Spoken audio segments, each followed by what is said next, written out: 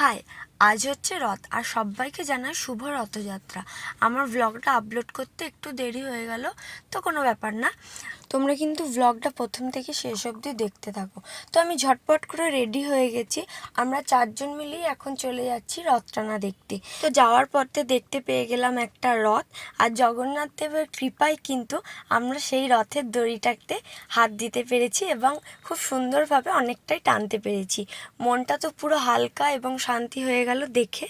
তো তারপর দেখতে পেয়ে গেলাম আর একটা রথ, তো ওটার দড়িতেও আমরা টান দিয়েছি। তো তারপর পেয়ে গেলাম এই যে প্রসাদ। তারপরে একদম চলে এলাম দুর্গাপুরের মেন রথ, মানে সব থেকে বড় রথ, চিত্রালয় মেলা ময়দানের রথটা। তো আমরা মাঠের উল্টো দিকেই প্রত্যেক বছর দাঁড়িয়ে থাকি। এই নিয়ে কিন্তু আমার সেকেন্ডবার রথ টানা হচ্ছে দুর্গাপুরে। তো এত ভিড় হয় রথটায়, আমি এটা রিস্ক নিয়ে হাত দিতে পারিনি, তোমরা দেখতেই পাচ্ছ।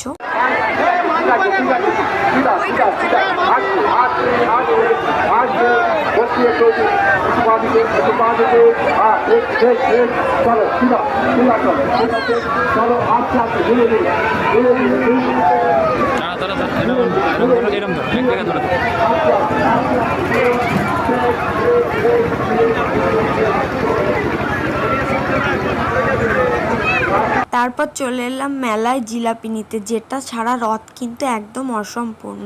তো তারপর বাবার একজন কলিগদের বাড়িতে গেছিলাম, তো সেই কাকিমা আমাদের এত কিছু খাবার দিয়েছিল, সঙ্গে কিন্তু পায়েসটাও ছিল।